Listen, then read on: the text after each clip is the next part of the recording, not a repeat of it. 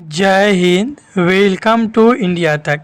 इस क्लास में हम आगामी बिहार एसएससी सीजीएल तथा बीपीएससी एवं सेंट्रल एसएससी एवं अन्य सभी परीक्षाओं के लिए इम्पोर्टेंट खेलकूद से संबंधित इम्पोर्टेंट प्रश्नों का मॉक टेस्ट सॉल्व करेंगे। यह 12 नंबर का मॉक टेस्ट है। अन्य सभी मॉक टेस्ट जैसे कि history, polity, geography, science, agriculture से संबंधित मॉक टेस्ट हमने सॉल्व किए हुए हैं, तो आप उन सबको इस वीडियो के डिस्क्रिप्शन में दिए गए लिंक से या आप हमारे चैनल में जाकर के देख सकते हैं। वे सभी प्रश्न इम्पोर्टेंट हैं और आगामी परीक्षाओं में दिखने वाले हैं, तो पूरे क्लासेज आप एक बार ज़रूर देखिएगा। चलिए हम आज की क्लास स्टार्ट करते हैं। पहला क्वेश्चन है, खो खो में कितनी क्रॉस लेंस होती है। खो खो एक प्रकार का भारतीय खेल है और इसमें पूछा है कि कितनी क्रॉस लेंस होती है। तो खो खो में कुल 8 क्रॉस लेंस होती है, इसे आपको ध्यान रखना है। खो खो में 8 क्रॉस लेंस होती है। बात करें खो खो में खिलाड़ियों की संख्या, कभी कभी एग्जाम में ये भी पूछ देता है कि खो खो में खिलाड़ियों की संख्या कितनी होती है। तो खो खो खेल में खिलाड़ियों की संख्या 9 होती है तथा 3 खिलाड़ी अतिरिक्त होते हैं। तो ये जानना आपको यहाँ ध्यान देने योग्य बात है कि खो खो में अगर क्वेश्चन पूछता है कि खिलाड़ियों की संख्या कितनी होती है, अगर ऑप्शन 9 है तो आप 9 के साथ जाएंगे, अगर 9 ऑप्शन नहीं है तो 9 3 12 के साथ जाएंगे। लेकिन अगर दोनों ऑप्शन देता है तो हाँ, वहाँ पे आप 9 के साथ जाएंगे। ठीक है, तो खो खो में क्रॉस लेंस की संख्या 8 होती है, खिलाड़ियों की संख्या प्रत्येक टीम में 9 होती है तथा 3 खिलाड़ी इसमें अतिरिक्त होते हैं। बात करें खो खो से संबंधित कुछ महत्वपूर्ण शब्दावलियों की। खो खो खेल से संबंधित महत्वपूर्ण शब्दावली कुछ हैं, जैसे कि स्तंभ या पोल। क्या स्तंभ या पोल क्वेश्चन पूछ सकता है कि स्तंभ या पोल ये किस खेल से संबंधित शब्दावली है। वैसे ही स्तंभ रेखा, कौन सा? स्तंभ रेखा। तो ये भी आपको याद रखना है कि स्तंभ रेखा भी पूछ सकता है। खो देना ये सबसे इम्पोर्टेंट है और हाल ही में पूछा भी गया था, खो देना यह किस खेल से संबंधित है? यह खो खो खेल से संबंधित है। वैसे ही दिशा ग्रहण करना और फिर मुंह मोड़ लेना, दिशा ग्रहण करना और मुंह मोड़ लेना, ये सभी खो खो खेल से संबंधित कुछ महत्वपूर्ण शब्दावलियाँ हैं। तो ये खो खो और उससे संबंधित कुछ इंपॉर्टेंट फैक्ट्स हैं। चलिए हम बढ़ते हैं नेक्स्ट क्वेश्चन की तरफ। नेक्स्ट क्वेश्चन है, किसी अंतर्राष्ट्रीय फुटबॉल मैच की सामान्य समयावधि कितनी होती है। अर्थात जो फुटबॉल मैच होता है उसका टाइमिंग कितना रखा जाता है। तो अंतर्राष्ट्रीय फुटबॉल मैच की सामान्य समयावधि 90 मिनट की होती है। कितना? 90 मिनट की होती है। हालांकि अगर मैच ड्रॉ रहता है तो उसका रिजल्ट पेनल्टी किक से अलग से निकाला जाता है, तो वो आपको अलग है। लेकिन अंतर्राष्ट्रीय फुटबॉल मैच की जो सामान्य समयावधि है वह 90 मिनट होती है। आइए अब हम फुटबॉल से संबंधित कुछ महत्वपूर्ण शब्दावली तथा उससे संबंधित कुछ महत्वपूर्ण कप के ट्रिक के बारे में जान लेते हैं। अगर हम फुटबॉल से संबंधित कप की बात करें तो फुटबॉल से संबंधित कुछ महत्वपूर्ण कप है। FIFA world cup, Rovers cup, सीजर्स cup, Subroto cup, Santosh cup, Euro cup, Durand cup, Merdeka cup. इसके लिए एक ट्रिक भी है जिसे आप याद रख सकते हैं। वो ट्रिक क्या है? फिर शिशु संग युवा डमरू बजा। क्या? फिर शिशु संग युवा डमरू बजा। ये आप ध्यान दीजिएगा, क्या है ट्रिक? फिर शिशु संग युवा डमरू बजा।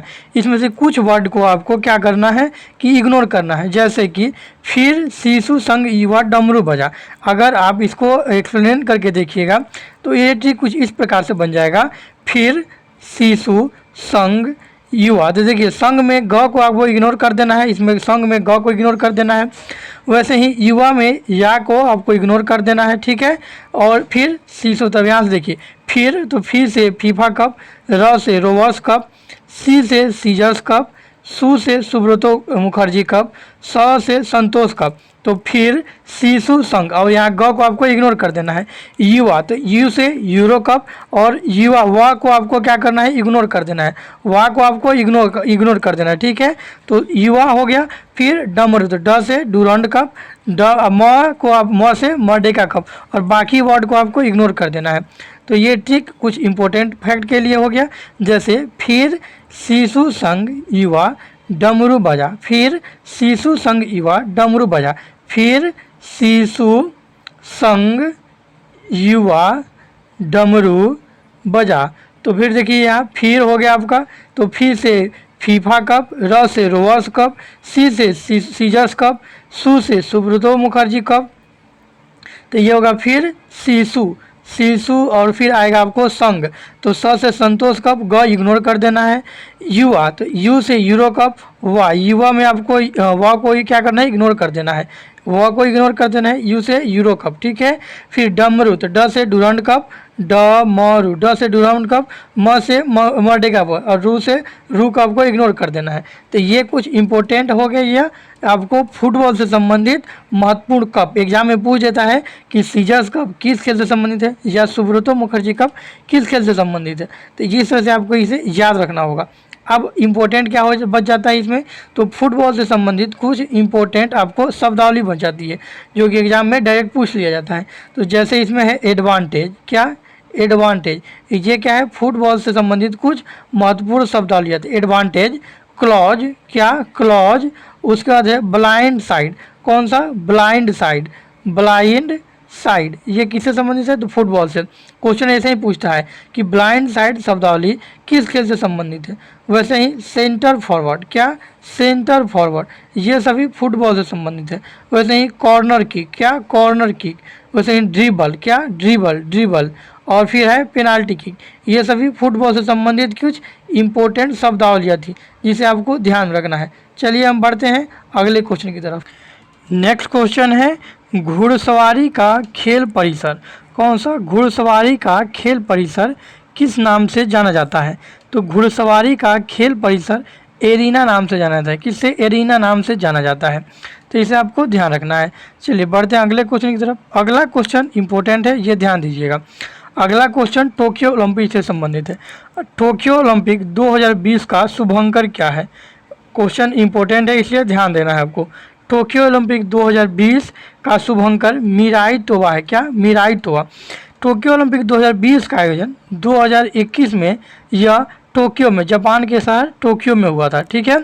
और इसमें भारत ने कुल 7 पदक जीते हैं, भारत ने कुल 7 पदक जीते हैं, जिसमें कि 1 गोल्ड, 2 रजत और 3 कांस्य पदक है। भारत की तरफ से पहला पदक किसने, भारत की तरफ से पहला पदक किसने जीता था। तो भारत की तरफ से पहला पदक मीराबाई चानू ने आपको रजत पदक जीता था। किसने, मीराबाई चानू ने वेट लिफ्टिंग में रजत पदक जीता था, भारत की तरफ से पहला पदक। इन 7 पदकों की बात करें तो एक जो गोल्ड मेडल था तो ये भाला फेंक में नीरज चोपड़ा ने जीता था। एक मेडल आपको रजत पदक में 2 मेडल आए थे, जिसमें से एक मीराबाई चानू ने वेट लिफ्टिंग में और एक रवि दहिया ने कुश्ती में जीता था। और 3 मेडल की बात करें तो बैडमिंटन से एक आया था, जिसमें आपको पीवी सिंधु ने बैडमिंटन में एक रजत पदक जीता था। एक लवलीना बोरगोहेन जो कि असम की खिलाड़ी हैं, उन्होंने मुक्केबाजी में 1 पदक जीता था। और एक बजरंग पुनिया ने कुश्ती में जीता। तो ये कुछ 7 पदकों का कुछ इस तरह से क्रम है, ठीक है, ये आपको ध्यान में रखना है। चलिए अब हम बढ़ेंगे अगले क्वेश्चन की तरफ। इसमें से एक चीज़ हमने छोड़ ही दिया है, एक आपको कांस्य पदक जो था, इसमें ध्यान दीजिएगा। ये 3 जो कांस्य पदक थे, ये इसमें से एक और कांस्य पदक आपको जुड़ जाएगा। एक कांस्य पदक कौन जीता था, तो हॉकी इंडिया ने, अर्थात हॉकी के खिलाड़ियों ने जीता था। यहाँ हमने एक छोटी सी गलती की थी, ध्यान दीजिएगा।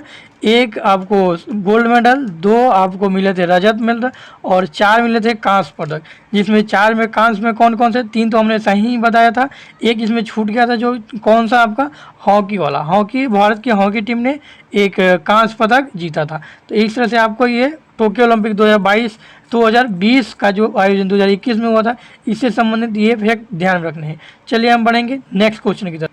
नेक्स्ट क्वेश्चन है वॉली, स्मैश, सर्विस शब्द किस खेल से संबंधित है। तो वॉली, स्मैश, सर्विस ये सभी शब्द टेबल टेनिस से संबंधित है। कौन से, टेबल टेनिस से संबंधित है। चलिए अब हम बढ़ेंगे अगले क्वेश्चन की तरफ। अगला क्वेश्चन है इलेक्ट्रा गोल्ड कप किस खेल से संबंधित है। तो Electra gold cup table tennis से संबंधित है। किससे, टेबल टेनिस से संबंधित है। अगले क्वेश्चन की तरफ बढ़ते हैं। अगला क्वेश्चन है सुल्तान अजलान शाह कप किस खेल से संबंधित है। कौन सा, सुल्तान अजलान शाह, कहीं अजलान शाह ही देता है, तो अजलान शाह कप किस खेल से संबंधित है। तो अजलान शाह कप हॉकी खेल से संबंधित है। किससे, हॉकी खेल से संबंधित है, ये आपको ध्यान रखना है। अब हम हॉकी से जुड़े हुए कुछ इम्पोर्टेंट शब्दावली तथा हॉकी से जुड़े हुए इम्पोर्टेंट ट्रिक के माध्यम से हम उनके महत्वपूर्ण कप के बारे में जान लेते हैं।